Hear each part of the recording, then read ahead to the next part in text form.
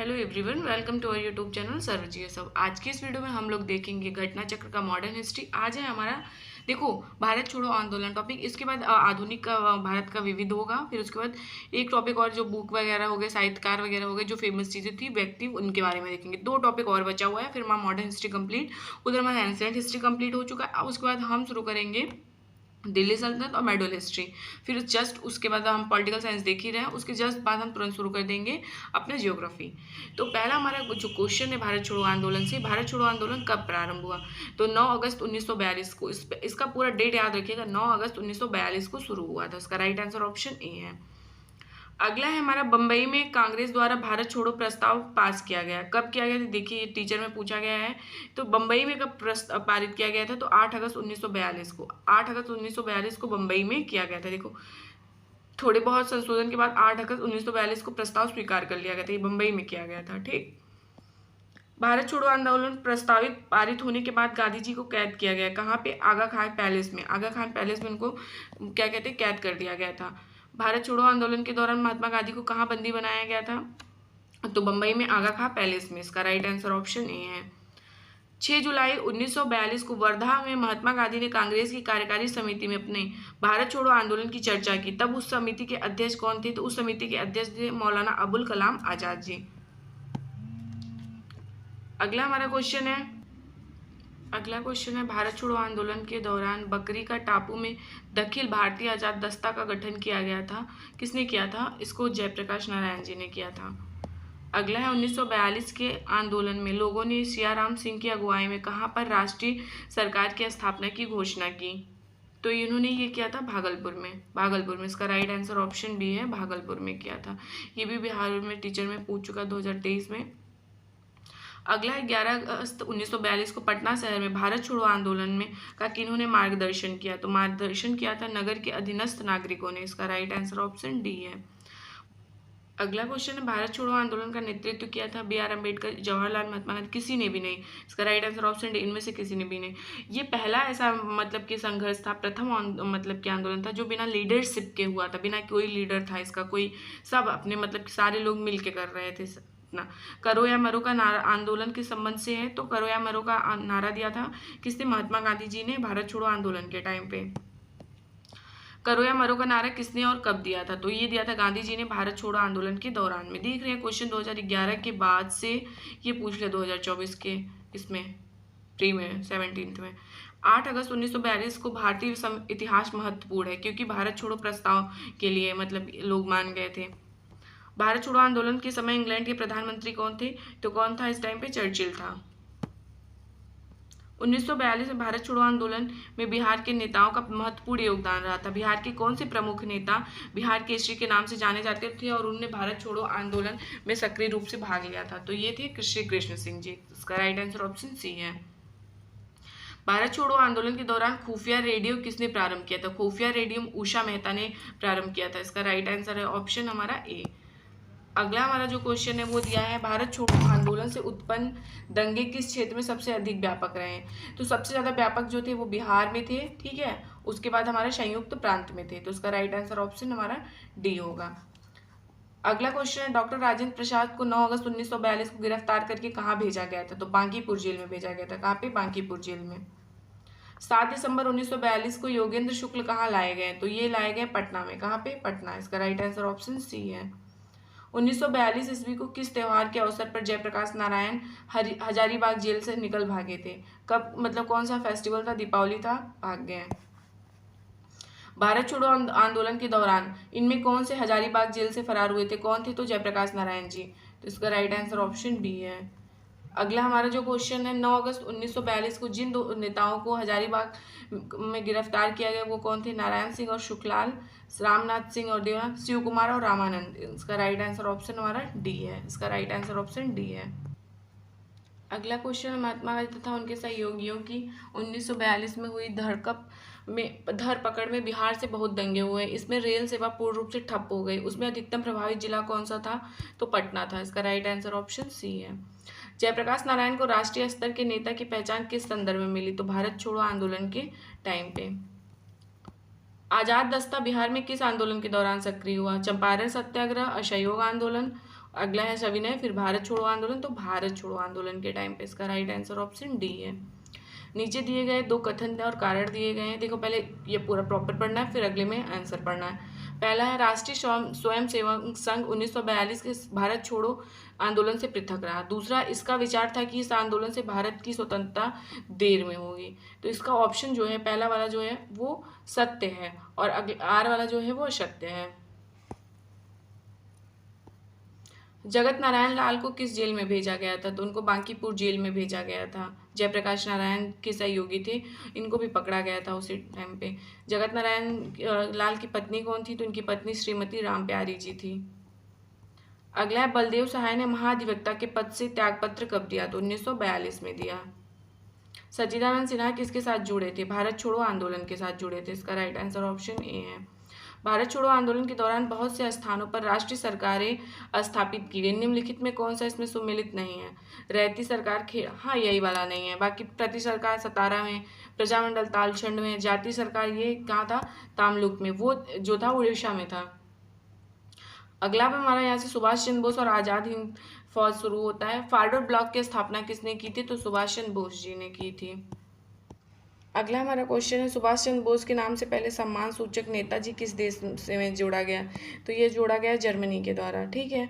अगला है forward block की स्थापना किसने की थी? तो फॉरवर्ड ब्लॉक की स्थापना सुभाष चंद्र बोस जी ने की थी। इसका राइट आंसर ऑप्शन हमारा बी होगा। अगला क्वेश्चन है किस घटना या किन घटनाओं ने ब्रिटिश प्रधानमंत्री क्लीमेंट एटली को सदमा पहुंचाया जिसने घोषणा की ब्रिटिश साम्राज्य की इमारत को एक बड़ा झटका लगा है? तो कौन सा ऐसा था? तो याद रखिएगा ये था हमारा आज़ाद हिंद फौज का सैन्य अभियान और शाही भारतीय जल सेना का विद्रोह। एक भारतीय राष्ट्रीय सेना INA की स्थापना किस वर्ष में हुई थी? तो 1942 में हुई थी। अगला है इनमें से 1945-46 में दिल्ली में हुए INA के मुकदमे के पक्ष में पेश हुए वकील कौन थे? तो भूलाभाई देसाई थे। अगला है वर्ष 1943 में आज़ाद हिंद फौज अस्तित्व में आई। जापान में, तत्कालीन वर्तमान सिंगापुर में। इसका राइट आंसर ऑप्शन सी है। 1943 में आज़ाद हिंद फौज जो है हमारा INA कब अस्तित्व में आया था? सिंगापुर में। कहाँ पे? आज़ाद हिंद सरकार के निर्माण की घोषणा की गई 21 अक्टूबर 1943 को। INA किसके दिमाग की उपज थी और किसकी इसकी स्थापना किसने की? डॉक्टर मोहन सिंह। इसका राइट आंसर ऑप्शन बी है। निम्नलिखित व्यक्तियों में किसने वर्ष 1943 में सुभाष चंद्र बोस को सिंगापुर में INA बनाने में सहायता की? General Cariappa, general Mohan, general Manekshaw, general GS Arora. तो ये हमारे जो हैं जनरल मोहन सिंह जी। तो इसका राइट आंसर ऑप्शन बी है। भारतीय राष्ट्रीय सेना INA के संस्थापक कौन थे? तो INA के जो हमारे संस्थापक थे हमारे मोहन सिंह। कौन है? मोहन सिंह। मोहन सिंह INA के हमारे जो थे वो संस्थापक थे। इसका राइट आंसर ऑप्शन बी। और ये हमारे बिहार टीचर में भी पूछ चुका है, ये देख लीजिए आप लोग। देश के बाहर स्वतंत्र भारत की अस्थायी सरकार को संगठित करने में कौन आगे बढ़ा? तो कौन आगे बढ़ाया था? तो याद रखिएगा सुभाष चंद्र बोस जी ने। ये T3 में जुलाई में पूछता था। तो इसका राइट आंसर ऑप्शन हमारा सी है। अखिल भारतीय फॉरवर्ड ब्लॉक की स्थापना के लिए सुभाष चंद्र बोस से कौन से जुड़े और INA आंदोलन के साथ भी जुड़े रहे? तो कौन? शीलभद्र याजी। तो इसका राइट आंसर ऑप्शन सी है। सुभाष चंद्र बोस ने निकोबार द्वीप को नया नाम दिया था। क्या नाम दिया था? स्वराज द्वीप दिया था। इनमें से 1945-46 में दिल्ली में हुए INA के मुकदमे पक्ष में पेश हुए वकील कौन थे? इसमें अभी देखा हमने भूलाभाई थे। ठीक है। 2020 में भी देख लीजिए, पूछ लिया है। रॉयल इंडियन नेवी विद्रोह जिसे बॉम्बे विद्रोह के भी नाम से जाना जाता है किस वर्ष में हुआ था? 1946 में हुआ था। ये देखिए T3 में पूछा हुआ है। इलाहाबाद में संपन्न कांग्रेस कार्यकारिणी समिति की बैठक में निम्नलिखित सदस्यों में एक सदस्य भारत के नाजीवाद, फाशीवाद, साम्राज्यवाद विरोधी निश्चित रूप के कारण जापान के विरुद्ध गुरिल्ला युद्ध की अपनी योजना के पक्ष में बहुमत जुटाने में सक्षम हुई। वो कौन थे? ये मतलब जवाहरलाल नेहरू। ठीक है। कैबिनेट मिशन आता है हमारा। इसके बाद कैबिनेट मिशन के बारे में दिया गया है, इसमें हमें बताना है कौन सा सही है कौन सा गलत है। एक राष्ट्रीय सरकार की स्थापना के लिए, ठीक। उसके बाद सत्ता नहीं, ये नहीं है भाई, सत्ता हस्तांतरण के लिए संवैधानिक व्यवस्था तैयार करने के लिए। हाँ ये सही है हमारा। ठीक है। इसका राइट आंसर ऑप्शन हमारा जो होगा वो होगा सी होगा। अगला क्वेश्चन है कैबिनेट मिशन की अध्यक्षता किसके द्वारा की गई? तो सर पी लॉरेंस के द्वारा। कैबिनेट मिशन भारत कब आया था? ये देखो 24 मार्च 1946। ठीक है। ठीक।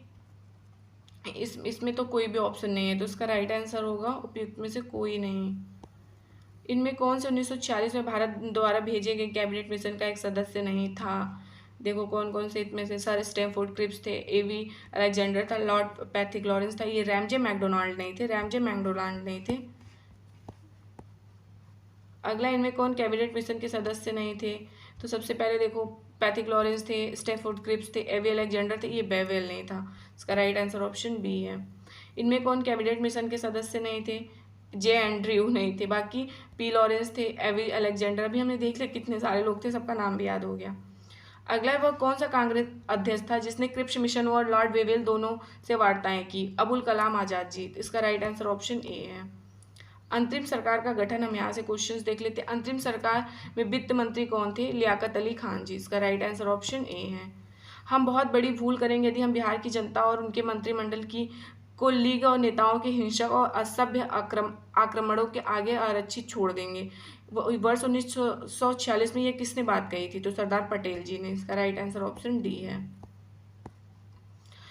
वर्ष 1946 में बनी अंतरिम सरकार में राजेंद्र प्रसाद के पास कौन सा विभाग था? तो उनके पास खाद्य और कृषि विभाग था। वर्ष 1946 में बनी अंतरिम सरकार में डॉक्टर राजेंद्र प्रसाद के पास कौन सा विभाग था? तो खाद्य और कृषि विभाग था। वर्ष 1946 में बनी अंतरिम सरकार में डॉक्टर राजेंद्र प्रसाद जी के पास, ये देखिए टीचर में पूछ लिया ना, कौन सा विभाग था? खाद्य एवं कृषि विभाग था। 1946 में गठित अंतरिम सरकार के मंत्रिमंडल में श्रम विभाग किसको सौंपा गया था? तो जगजीवन राम जी को। राष्ट्रीय अंतरिम सरकार में रियासतों का विभाग किसे दिया गया था? तो ये दिया गया था सरदार वल्लभ भाई पटेल जी को। भारत का विभाजन और स्वतंत्रता, हम यहाँ से देख लेते हैं। 20 फरवरी 1947 को प्रधानमंत्री इटली ने भारत में से ब्रिटिश शासन को कब वापस लेने की घोषणा की थी? तो जून 1948 की में घोषणा की थी कि हाँ हम ले लेंगे। इंग्लैंड में लॉर्ड्स के सदन में भारतीय स्वतंत्रता विधेयक कब पारित हुआ था? तो 16 जुलाई 1947 को हुआ था। इनमें से किसने 1947 में भारत और पाकिस्तान के बीच अंतर्राष्ट्रीय सीमा खींचने के लिए स्थापित की गई सीमा आयोगों का नेतृत्व किया? तो सिरिल रैडक्लिफ। तभी भारत और पाकिस्तान के बीच में कौन सा लाइन है? Radcliffe line. और भारत और अफगानिस्तान डूरंड लाइन। और भारत और चाइना मैकमोहन। अगला है, राज्य विभाग की स्थापना किसके अध्यक्षता में हुई थी? तो सरदार पटेल जी के मतलब की अध्यक्षता में। किसने 1921 में पहली बार पूर्ण स्वतंत्रता की मांग को उठाया था? तो किसने उठाया था? मौलाना हशरत मोहानी जी। भारत के विभाजन के समय भारतीय राष्ट्रीय कांग्रेस का अध्यक्ष कौन था? तो जेबी कृपलानी। इसका राइट आंसर ऑप्शन ए है। वर्ष 1947 के भारतीय राष्ट्रीय कांग्रेस के दिल्ली अधिवेशन की अध्यक्षता किसने की थी? तो जेबी कृपलानी जी ने। अंग्रेजों द्वारा वर्ष 1947 में सत्ता हस्तांतरित किए जाने के समय कांग्रेस का अध्यक्ष कौन था? तो जेबी कृपलानी जी थे। 1947 में भारतीय राष्ट्रीय कांग्रेस के अध्यक्ष कौन थे? तो जेबी कृपलानी।